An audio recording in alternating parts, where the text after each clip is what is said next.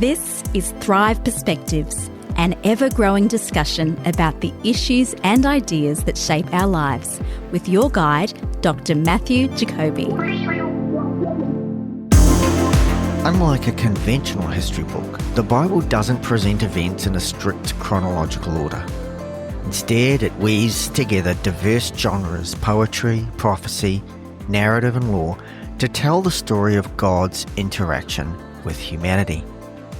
It does not tell its story the way we tell history. But does that mean it's not factual? How do these different forms work together to convey theological truths, value-laden lessons, and historical events? Now join Matt, Connell and myself in this discussion that we believe will revolutionise and revitalise your engagement with the Bible. Matt, Connell, back in the studio, Thrive Perspectives. We've titled the series, What's Your Story? To date, we've looked at the fact that all worldviews really are based on story, our stories. And then last week we talked about reviewing and reading and understanding the Bible as a story, a narrative. Yep. And today we're going to look a bit more deeply into that as we consider what kind of book is the Bible in terms of biblical history. Yep. And the fact that the Bible we shouldn't be reading the book as a history book. Well, it contains history, but it's doing a lot more than that. And this is what to me makes the Bible so interesting to read, that it's not just a sequence of facts that are recorded because they happened. You could easily read the Bible like that. Oh, then there's king this, and then there's king that, and then there's all these slightly bizarre sort of things because it's set in an ancient world. And I think that one of the problems is I think people do just read it as a sequence of facts because we are accustomed to that sort of reading in our culture. We're accustomed to approach history in a way like that. You know, we just want bare facts, information. But it's pretty easy to digest when it's that way because then you're just relying on, just tell me what it is and that's it. Like, I don't want to have to study it. Just tell me the facts that I need to know. So that I can, it's a kind of a bit of a lazy way, I suppose, isn't it, to sort of take it on board. You just want people to tell you what it means, and then that's what it means, and that's the end of the story. And I think maybe because we do, and this is a bit of a cultural thing, we tend to focus on facts and information, and having information and knowing certain facts. But the most important thing that the text is doing is bringing out meanings, is meanings. And I think the illustration that I used in the last episode as a way of sort of illustrating history, just imagine a page, right? We're going to map sort of history on a page. And this is what I do in my worldview class. You know, imagine a page full of dots, and all the dots, maybe thousands of dots, and the dots all represent actions, acts, things that have happened. Yeah. Right? And let's say the page is a particular slice of history, right?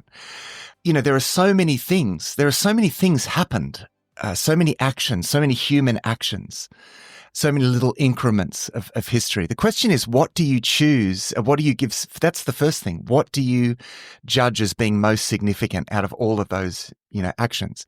I mean, historians have to, obviously, when they write history, they have to work with what's available to them, okay? Which is fair enough. But see, what's available to us isn't necessarily the most significant. Well, I mean, it tends to be self-sorting in that what's available to us tends to be available because it was so significant that it was recorded. Or perhaps what's available to us makes it the most significant. Yeah. So this is the old saying, history is written by the winners, and why in the ancient world, conquering kings would deface, tombs and get rid of any sign of the, of the previous king. And so significant things happen, but that next person didn't want that to be seen as significant. So you can see already that our page of dots gets tampered with a lot. Like people rub out things, and there are things that are significant that get, obscured. And so that's the first thing. But then there's a judgment about, even with what's available to us, what actually is truly significant. And essentially what the Bible is doing, and this is I think what's so interesting about it, because let's say in the period of the patriarchs, so Abraham from roughly 1800 BC onwards, Abraham, Isaac, and Jacob. There were some big things going on. I mean, the old Egyptian dynasties were doing their things, and that's the period of pyramids. And yeah. I mean, there are major empires of the world, and this text focuses on this very unimportant nomadic family that's in some backwater of the empire, and Abraham becomes, because of this, probably the most famous religious figure apart from Jesus. But you think about it, the Islam and Judaism and Christianity, Abraham, I mean, it's like, and this guy's a relatively unimportant by historical terms. So what the text is doing is saying, no, we're actually building here a different sense of what is significant, because the thing about this guy, okay, he wasn't an emperor, he didn't rule a big empire, but so what, actually, because do you know what the Egyptian pharaoh's name was? The people that do, or do you know what the Hittite kings or the? I mean, we don't remember that. I mean, in fact, these empires are not even important anymore. Yes, yeah. Yet the people that came from Abraham have completely changed the world. The world we live in today is the result of the people that came from Abraham. So this is the remarkable thing about what these stories are doing. It's saying this guy is important. Now, you might say, is it important because his story is told?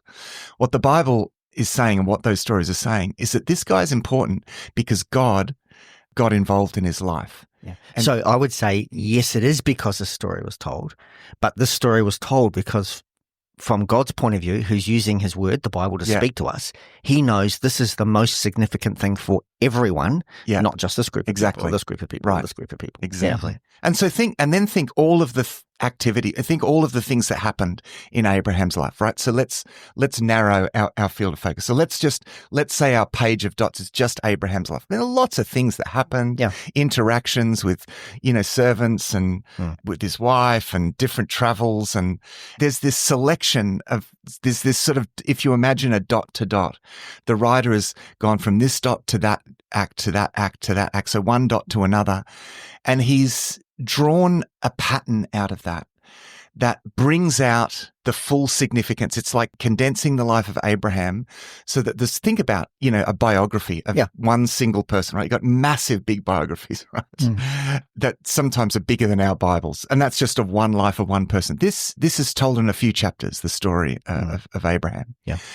And so, well, more than a few chapters, but what the writer has done is he's picked out the things that he sees as most significant, create a very condensed story that also has a kind of pattern to it. And it's told in a way that has, and I'm just focusing on Abraham for a moment because Abraham is the initial sort of paradigm, really. That's where it starts with Abraham. And so he tells the life of Abraham and he draws the events out and he tells them in a way that's also interpreting what's happening in a way that essentially prefigures, because the same sort of pattern that we see and this is the importance of the patterning, and this is where often what the writers do, this one makes it so interesting, right? You see the pattern of events that the writer creates, right? So Abraham is given this promise in Genesis chapter 12. Second half of Genesis, you got this weird story about Abraham going down to, I think we talked about this in the last episode, going down to Egypt. Pharaoh takes his wife captive, right? And then this curse comes upon Pharaoh's household.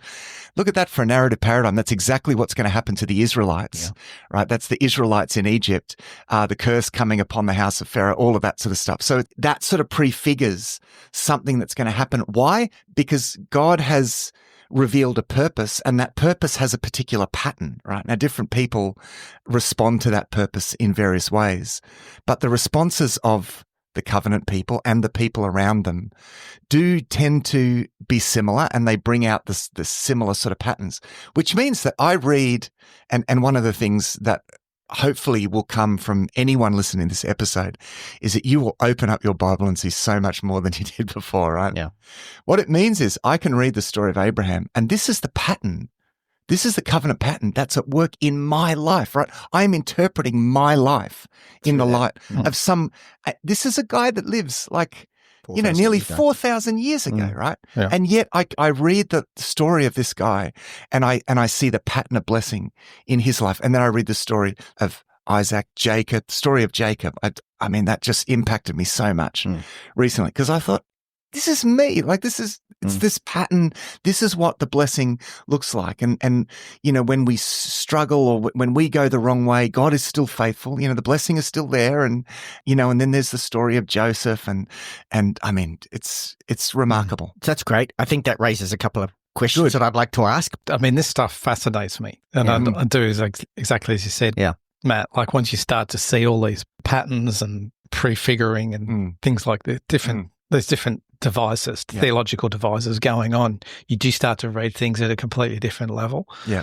It's interesting though, sometimes I felt like are we just drawing a long bow sometimes, like connecting things together for the sake of... good question. Yeah, you know, and that's what I kind of... Sometimes when I'm reading it, I know we'll talk about it a bit more, but that's always a question in my mind. And the other thing too, you said about it's like what you're saying there. When just for clarity for me, is what you're saying is we can kind of almost make it mean what we want it to mean. When you say drawing a long bow, it's like, oh yeah, well this kind of, so let's make that be this or say that. And I'm going to speak to that. Because that's a very important point, because there is a problematic approach to biblical interpretation where you essentially allegorize the text.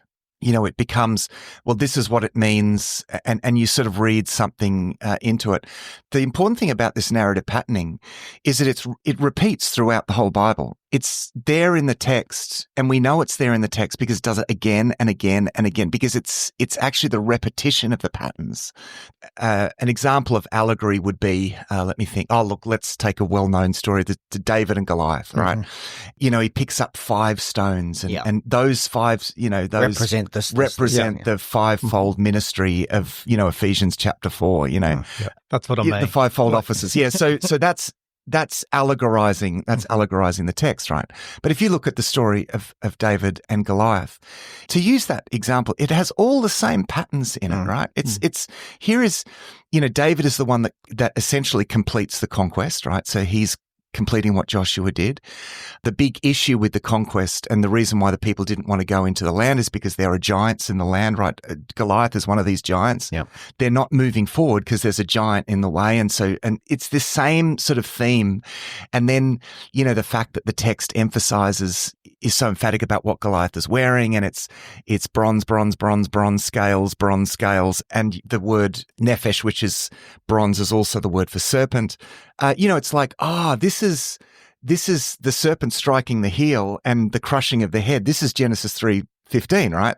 So the difference between reading something into the text and actually seeing what's happening is that the text is generating its own patterns. So it's this pattern of promise and fulfillment, right? So God said to the serpent, you know, you will strike his heel, the seed of the woman, but he will crush your head. Yeah. You know, that's what happens with Abraham in Egypt, right? Striking the heel, crushing the head, striking the heel, crushing the head, right up to the ultimate example of that is Jesus, right? The crucifixion strikes the heel, but through that very act, his head is crushed. Psalm 91, you know, you'll tread upon the lion and the serpent. So that's the beauty of it. Yeah. So it's not arbitrary. These patterns are repeated. And I think that difference is important, because I feel like the inability to interpret scripture by scripture leads people to read these silly things into it, which can make it say anything. And this was the thing, I think, in the period of the Reformation that the reformers really wanted to clamp down on, because it was almost like, you know, well, you can make the Bible say anything. Yeah. You know, if you allegorize and you say, oh, no, this is actually talking about this, when it's clearly in its context, it's not. Great question, because I want to ask that question a little bit later when we start to talk about the literary, sort of the prefiguration literary devices that are used and others. But the question I had for you, just coming back to your dots picture before we move too far away from that, and I totally get what you're saying there. And then you said, you know, he says the writer wrote. Why isn't that just that writer's? So he's decided that that's the most important thing. And so now, because if you even take again the story of Abraham, you've got the branch where the Ishmael historians tell a different story to the Isaac historians. Why is the Bible right? Yeah. Well, I mean, the Bible's been put together, and this is interesting that it's not just historian. They draw on records, right? Yeah, sure. But these guys are functioning in a prophetic role as well. So look, this is where we recognize this element of divine inspiration and guidance in the text. It's not just someone's opinion. And again, can we prove that? No, we can't prove that. But I reckon we can. Yeah, well, individually, I reckon we can, because we've said this in a number of podcasts now. I think, as Jesus said, if you do what I say, it will prove to you that it's true. Yeah, that's right. So in a personal sense, which is why I sort of hesitated as I said that, because I feel like it is proven in my life. Like, this is proven to be sound. What it describes here, it describes my life and my experience. Yeah.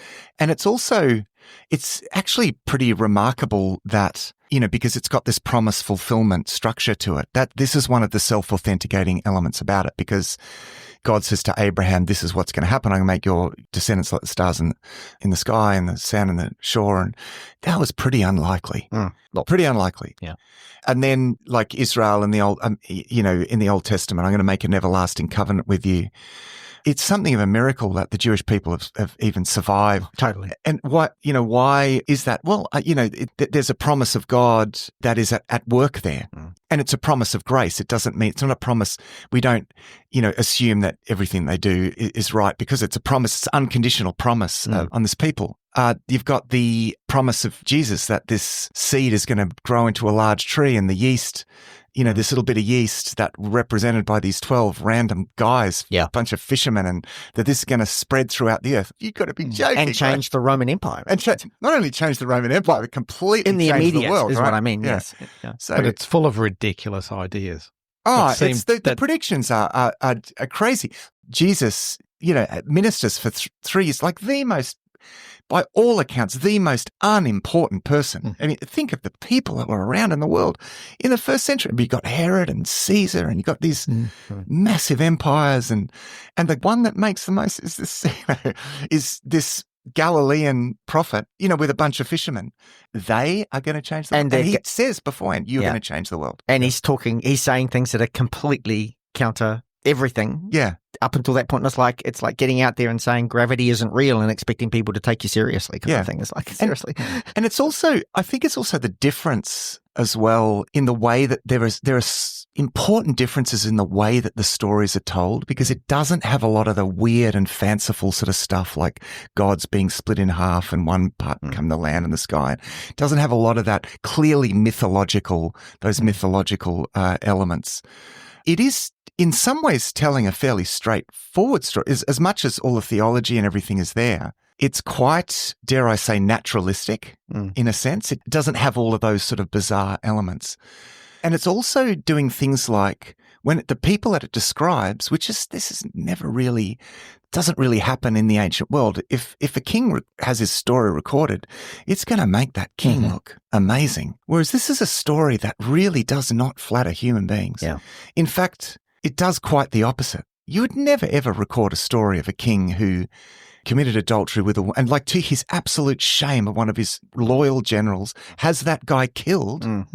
But you would never, I mean, that stuff like that. If you wanted to make him look, if the aim was to make him look like a bad guy, and then you would contrast him with a good guy. But the Bible actually makes the point. Yeah. The bad guy is the one that God's built his plan and his kingdom and his path to redemption on. It's not to contrast who's good and who's bad. It's to say that these are the people that actually God chooses. And I guess talking about patterning. That's the patterning all the way through the Bible. Even when you're talking about Jesus, calling his 12 disciples, he picks the most unlikely bunch of people to do that work. And that's right. It's the way it breaks patterns. Patterns that are common in the ancient. Where it does the opposite. Think of all the younger sons that carried the promise when it was never it was always the older sons. You've got it's Jacob, not Esau. It's Joseph, not the older brothers.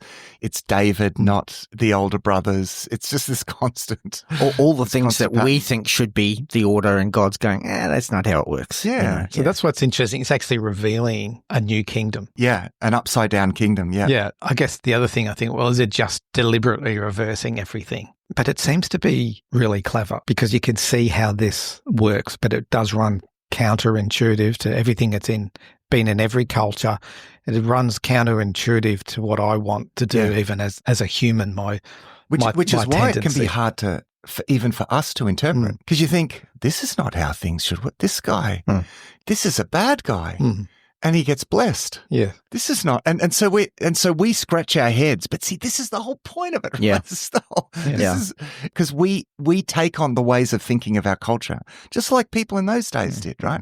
So it was as culturally subversive then as it is now. But that's also what makes the stories. Yeah. You know, the more bizarre you think a story is, the more it grates against your sensibilities. That's probably the more important it is for you to lean into it and say, okay, hang on, what's going on here? And I would suggest that our sensibilities are based on our sense of the knowledge of good and evil, not God's. Yeah, exactly. And so we're wanting to be the judge. We're wanting to decide, that David guy, he didn't deserve, that kind of thing. And God's going, hang on, that's not your place. That was always my place, not your place. One other thing I want to raise, Matt, just here as well. And so we've talked about the divine inspiration. I think the other thing that's probably important from my perspective when I understood this is the Bible's not lineal history. God is outside of time and he's trying to communicate something to it. And it's actually more as God's purposes unfold that actually creates lineal history, not the other way around. Yeah. I think that's an important thing to understand as well. So particularly when we come to talk about things like prefiguration and stuff like that, to understand the Bible isn't this kind of lineal history book. Yeah. Well, there are so many things. We can easily miss this. There are so many ways in which we now think that are actually the result of this biblical history. And one of the big ones is our sense of time, right? Yeah. This sense of linear history. And it's very difficult for us to imagine thinking differently because we're so used to thinking of history as a progression, like as a line. And there are different versions of that. You know, there are Marxist versions of linear history, and but even that in some ways is still influenced. Dare I say, is still influenced by notions of linear history that are fundamentally biblical. So in the ancient world, you had much more of a cyclical view of history. It's the same things again and again because it's not really going anywhere. It just is what it is, right? Yes. So history is kind of cyclical. But what you get with the Bible, because of the promise fulfillment sequence, and also because that exists within a trajectory of promise. So this is going to happen. So the world has fallen and God has a plan for the restoration of all things. And it's going to happen through Abraham, through the people of Abraham, through you, all the nations of the earth will be blessed, right?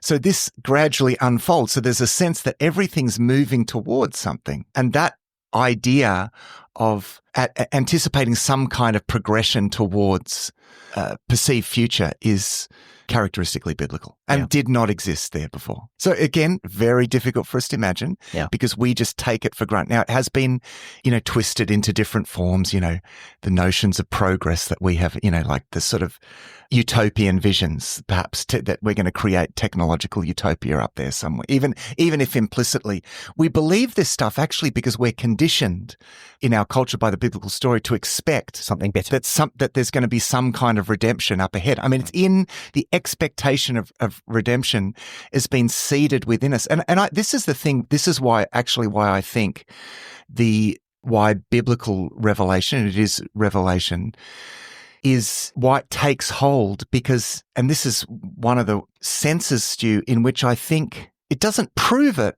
but it's an self-authenticating factor because it takes hold in the human psyche in a way that nothing else quite does. I mean, the ancient, myths of ancient Greece, for example. I mean, okay, they sort of sit there in the background. They sit there in our language, but they're not determining the way that we think. And yet this biblical story, it somehow has seeded things about love, about things that people never believed before, about this idea of that things are moving towards some kind of this anticipatory sense. It's seeded by this. So, okay, now we twist that into, visions of technological utopias or whatever. But it's all been seeded. And it's interesting you say that. We see that everywhere.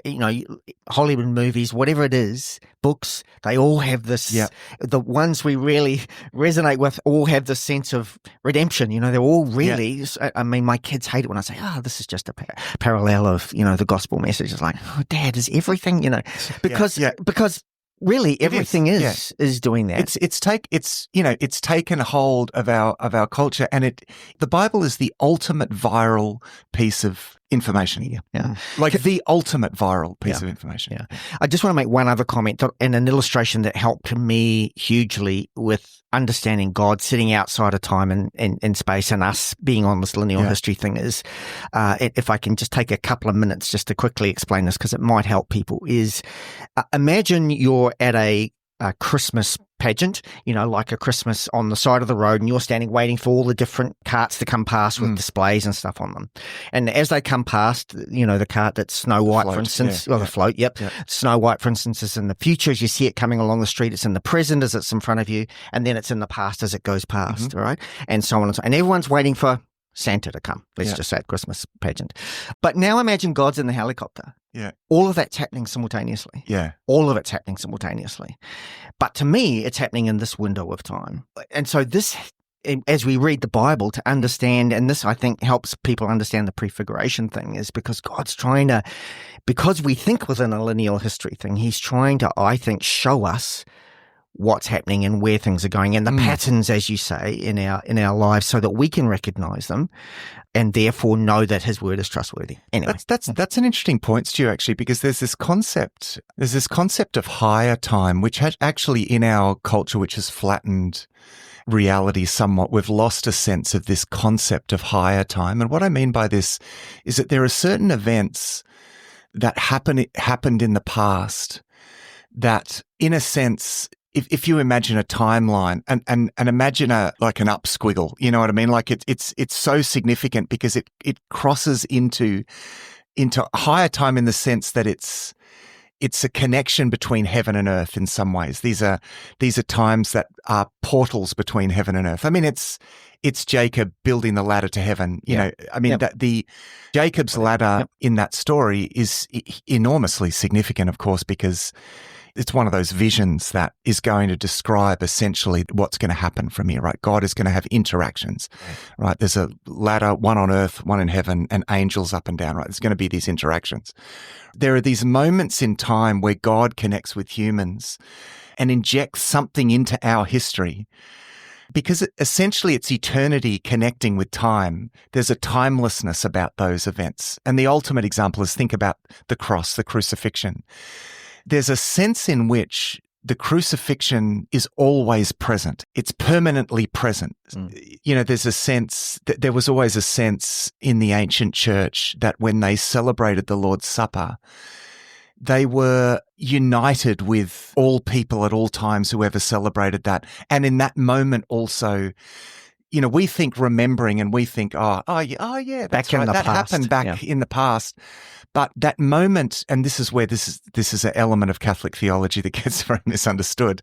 There's a sense in which that becomes present again in that moment. You know, that the thing that we're commemorating becomes present because it's an eternally present thing. Like I can sit at the foot of the cross because it's this eternally present fact. Because like you say, for God, that's think about the significance of that being an eternally present fact, where the cross literally is the X marks the spot of where divine grace and human sin meet, right? Yeah.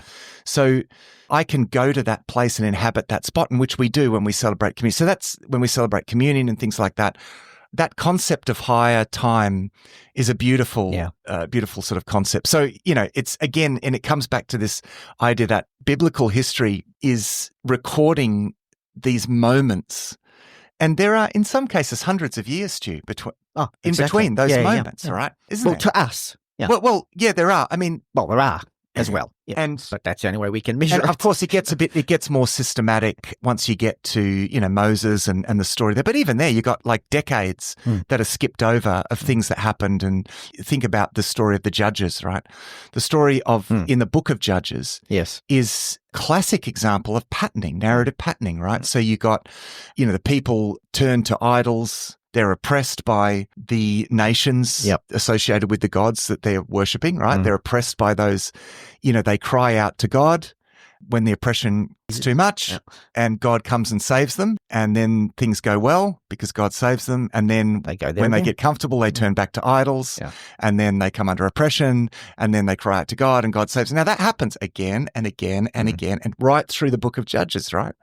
And then it focuses in the story of, say, Samson, right, who's the last of the judges. So it zooms in a bit more. We get more information. You got that bizarre story about Samson and Delilah, right, where she says, give me the secret of your strength, right? And which is his hair, which is his Nazirite vow, right? His hair is the symbol of this covenant connection with God, right? Which is what the people of God had. And, you know, she tricks him again and again into giving away a secret, which he lies at first. But you think, why is this guy falling into this again and again and again? He's still, and then finally he tells her the real secret, if you know the story. And it's like, what you realize is, oh, hang on, this is what's just happened for the whole book. They've fallen into the trap again and again and again, and they never learn, right? And so they're taken captive. But again, what do you see? End of the story of Samson, right? He pulls the temple down on them. So that's the serpent striking the heel, but ultimately the head of the serpent is crushed. Same thing. It's the same thing. And it's remarkable, right? And the important thing, again, I'm going to say this again, it means that I read that story and I say, this is my story. Where am I? Like, am I being Samson here, like falling into the same stupid things again and again and again and not learning? And yet, even though I do that, God's grace is always present for me.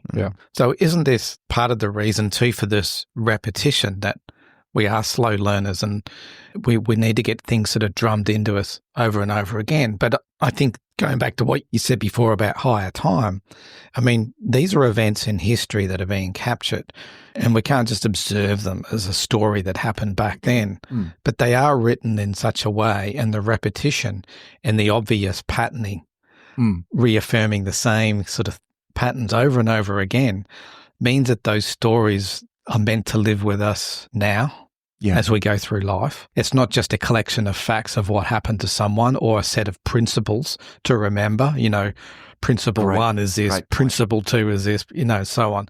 They're actually stories that we read and they get into us. And even if you don't recognize the patterning, I kind of feel as though subconsciously just reading through it, it's putting, you know, you talk about getting the word of God sort of downloaded into you, like the map, like you've talked about before. It is a map, because this is how we navigate our lives. And I don't need to know all the details, but by just consuming those stories, it's putting something into me so that I naturally start to identify with that person or that person and how God worked through that person.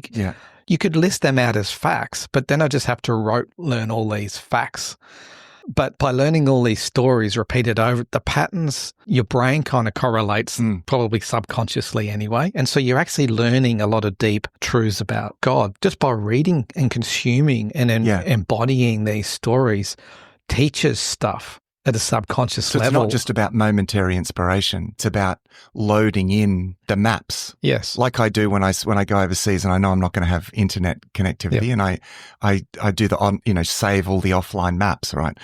So that when I'm there, the map loads. Otherwise, all I see is that stupid blue dot on a blank. You know, and I think, well, this is no good. I mean, I know where I am, but I can't relate it to anything else, and I'm lost because there's no map loading. And I feel like, for me, all of these stories are filling in the map. So it's like, oh, I'm here. And so this is what I can appeal to God for, because all of those events that we're talking about here, they're also covenant precedents. There's a sense of promise in it. The language of precedent is a legal term, like, because that happened. Therefore, there's a sense of, I can appeal to that and say, God, because God you were merciful change. on that person, how much more will you be merciful to me? You know. Can I just come back to your map thing? Because you said, I know where I am. I actually think for some people, they don't know where they are, and the Bible actually tells them where they are as well. It doesn't just tell them where they need to go, but it actually says, here's where you are. You know, which is you know, using the illustration of, you know, the blue dot in your phone. You actually don't know where you are, but when the map loads, you're like, I'm at this corner of this street and this street. Yeah, great. And I mean, it's all well and good to. I think by getting the maps into you, you don't need to understand it all. You just need to read it and get it into you. because in the moment, you start to learn who you are. You probably understand it more as you live it, to be honest. You live it. Yeah. You've got all these patterns now programmed in, and your brain's kind of made sense of patterns, and you start to kind of learn the principles. You learn who you are in your own predicament and shortcomings, and you learn about how that relates to God and other people, and how God chooses people and how he chooses them with their shortcomings despite their deep flaws. And then you learn that even when you fail, God is still there, that he still chooses to work through you, and he's still blessing you, and he's still there and honoring the promises he's made. That's probably in almost every story right through the book. So you could be told that stuff, and then it's just a list of facts. But to actually have it come to life and presented to you over and over again, I think that's why it's so important to read the Bible and understand it as a whole and the patterns. And coming back to what you said before, like earlier on in this discussion, we said, how do we know that we're drawing the right facts out of the Bible? We're not just drawing a long bow. And I think this is where understanding all of those patterns is so important, and it's actually helpful for me, because there are a lot of different tangents that you can go on. You know, I like to listen to what other people who are not Christian or who are opposed to us, or even like cults. Like, I'm kind of interested, say, in how do Mormons arrive at their theological framework, which is completely different to ours. And then I've also spent a bit of time even looking at the Jewish rabbis, apologists for Judaism, specifically against Christianity, and really interesting sort of listening to their objections. And it really forces me to sort of go back and go, oh, I've never thought about that, and doing a bit more study on that, because things that I took for granted or thought I understood, I kind of spun it around a bit, and I think they've made a valid point, and I now need to sort of dig in and sort of relearn some things.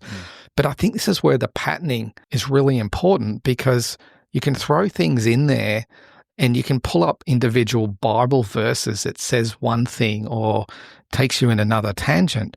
But the patterning itself, if you don't understand the patterning and the overall story, you can make the Bible say whatever you like, but you have to read it as a whole to understand those layers and layers of patterns. Can't just take those verses and even those individual stories just on their own. It's how they fit into the bigger picture helps us understand the whole of the Bible.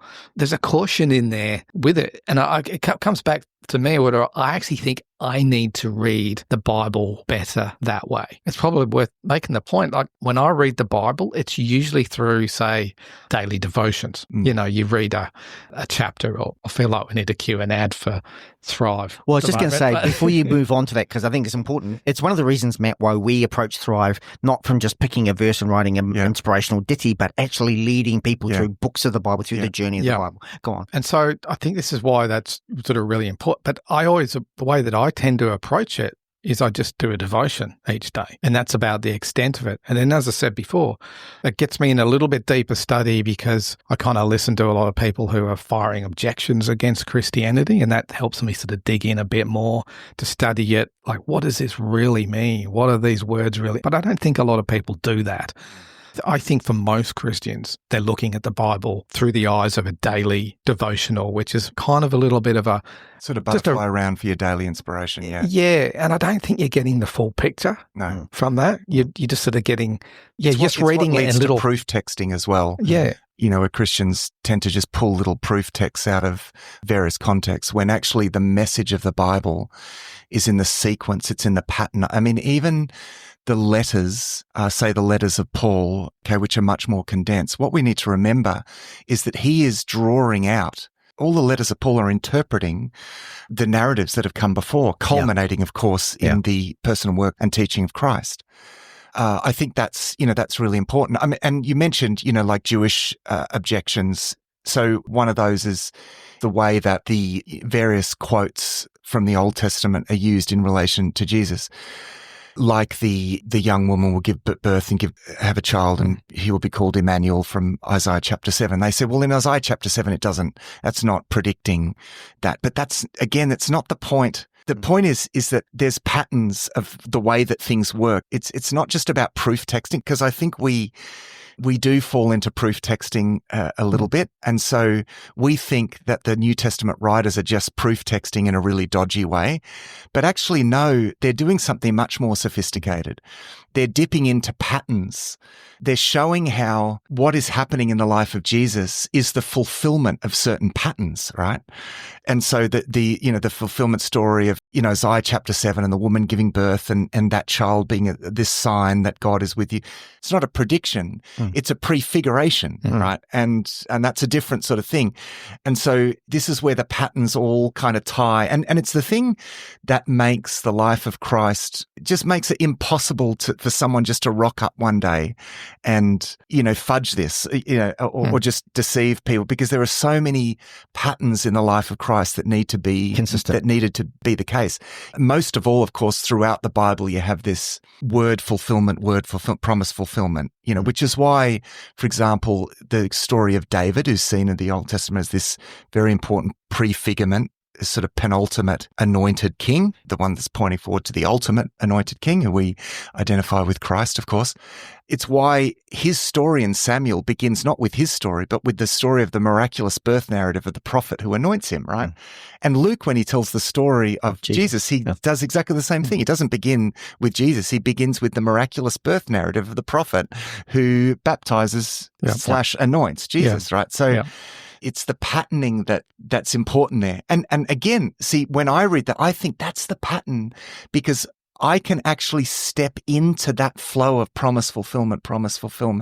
If I'm stepping into the purpose of God, my life will be characterized by this promise fulfillment pattern, as long as I'm stepping into God's pattern and not expecting God to step into my pattern. Which can happen if we proof text, right? Totally. See, if we're just proof texting, then I grab my verse and I stick them on my wall, and I might be going my own merry way, and I think that I can rely on this promise because I've pulled it out of context, right? That, God's going to be my genie in the bottle. And it's like, no, that's where proof texting can be damaging.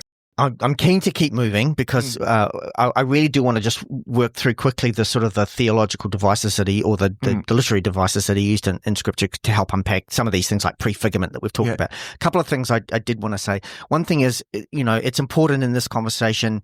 We've talked a lot about my life, and God's purpose is not individualistic. No, that's right. There's a much bigger, broader mission, and that's also what the story, if you read the whole Bible, speaks to. It doesn't just speak about me and what God's going to do for me, but which is part of the mapping, isn't it? Totally. Yeah. Totally. This is how I map my life, is that I see myself as part of this. Yeah. And so it could be, as we also see in Scripture, that some things aren't going great for you, or it's hard for you, but it's part of God's ultimate purpose in the world. The second thing, before we move on to these literary devices, and someone said this before, the best way to prove that it's correct is the Bible isn't, I think it was you, Connolly, said the Bible isn't the statements of you should do this and not do that and do this and not do that. We've got to live it out. That's where that's what it is. And, that scripture that says, your word is a lamp unto my feet and a light unto my path. It's not the path. It's the light to the path. Yeah. And so it's important that we read that and then that gives us the way to apply that to what's happening in our lives and as we see history, as we call it, rolling out. But Matt, Connell, I'm really keen just to talk through some of these literary devices. And I think, Matt, you mentioned that there were like 5 key ones: condensation, I think it is, symbolism, typology, prefiguration, and narrative patterning. We've talked a little bit about the narrative. Those were kind of top of my head. Yeah. But examples. Let's just look at those as examples, because I want to speak to the prefiguration one and then ask the question, because if we look at, a key example of that, for instance, would be, let's say, the Jonah story. Okay, prefiguring Jesus. Jonah, 3 days in the whale, and then. Does prefiguration mean that didn't happen? No, in fact, quite the opposite. It's the thing that connects events together, because it's the same.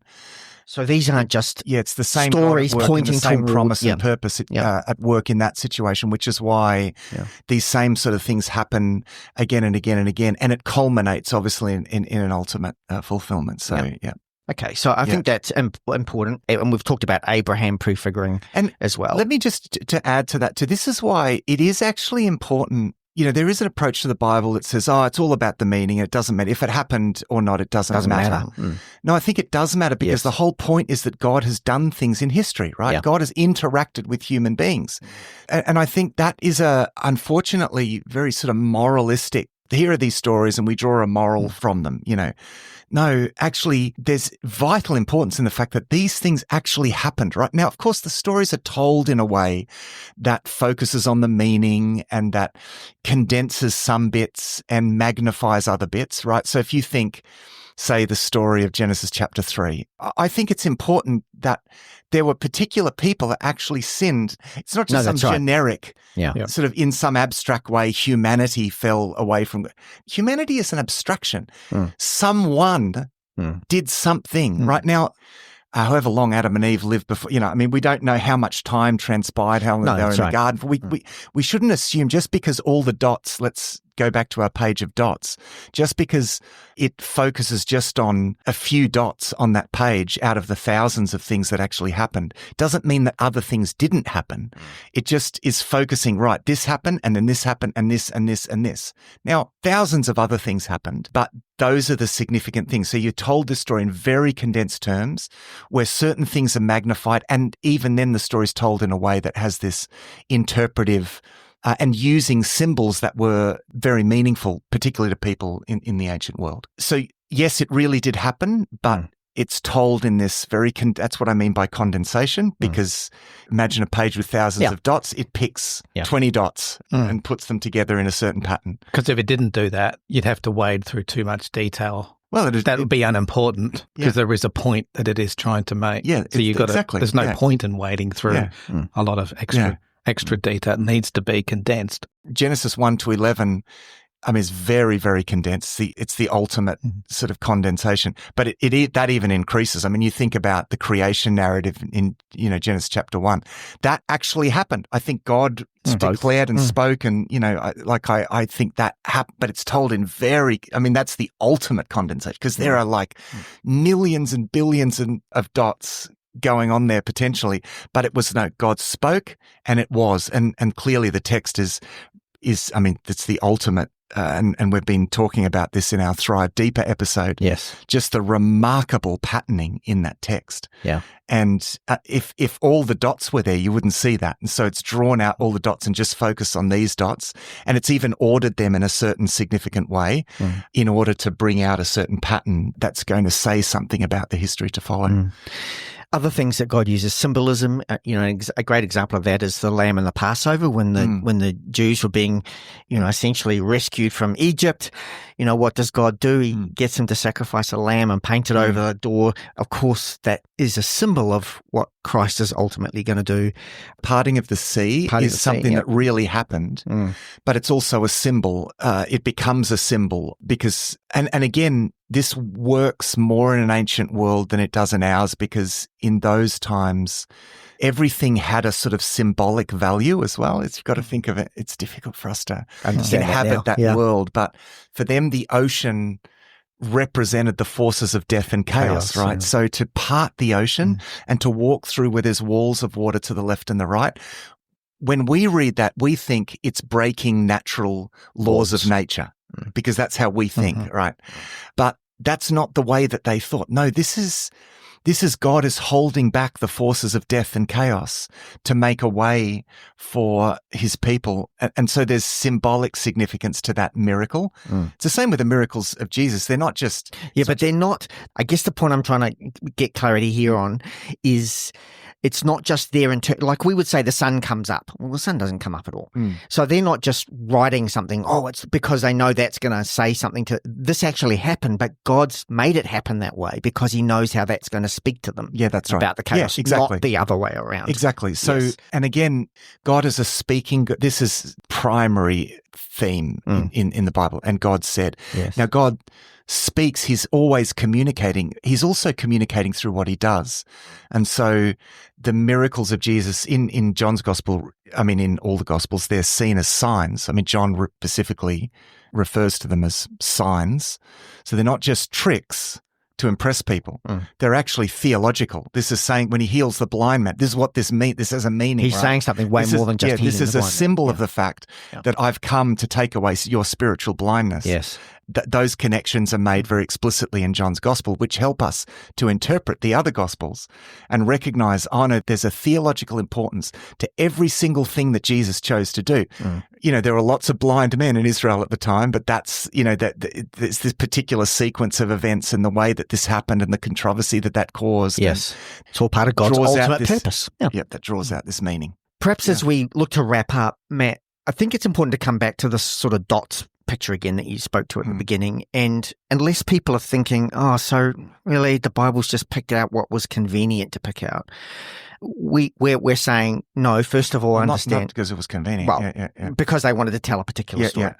Let's just be reminded that we believe that the Bible is divinely inspired. But let's also remember that all history does that. In every telling of history, in every book we read that's telling a story of what happened, it's picking out the things that are important to what that particular author is trying to say to his audience about it. So one person might write about the same event in quite different ways, both true, but they're seeing things from what's the most important thing to them.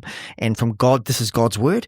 And he's saying to us, these are the things that are the most important for you to know in your journey of faith. Yeah, that's right. All history telling, all recounting of past events, even if we go from here and then we recount this conversation, what happened, we're going to have slightly different perspectives on that.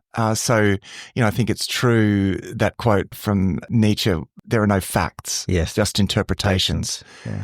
What he means is that facts are always filtered through our interpretation. We don't access bare facts because we're filtering facts through value, through senses of significance. Even in sitting in this room right now, there are certain things that we're focusing on, certain facts that we're focusing on right now, other things that we're not aware of because we're not attending to those sorts of things, right? We are always interpreting all the time, every day, in the sort of attention that we bring to bear in the world, let alone how we remember facts.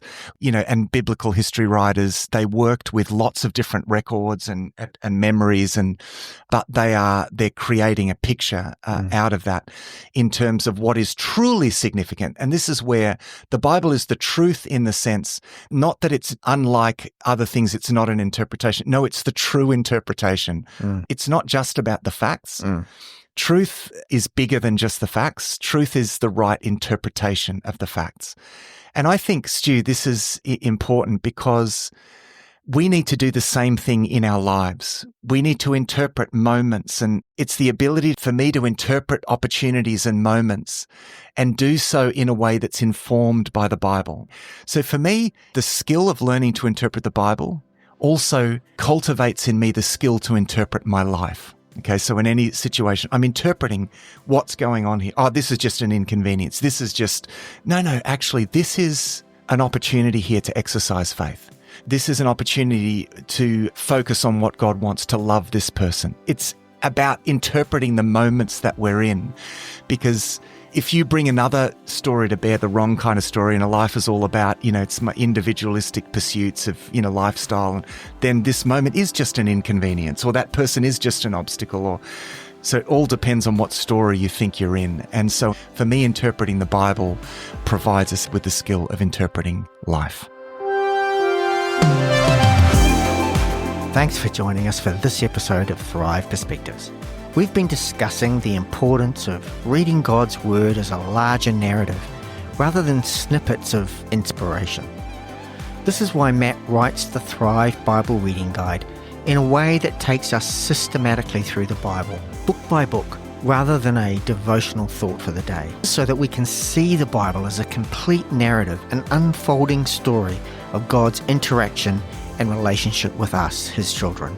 We'd encourage you to consider subscribing to the Thrive Bible Reading Guide. You can find out more about this resource, written by our very own Matt Jacoby, at our website thrivetoday.tv.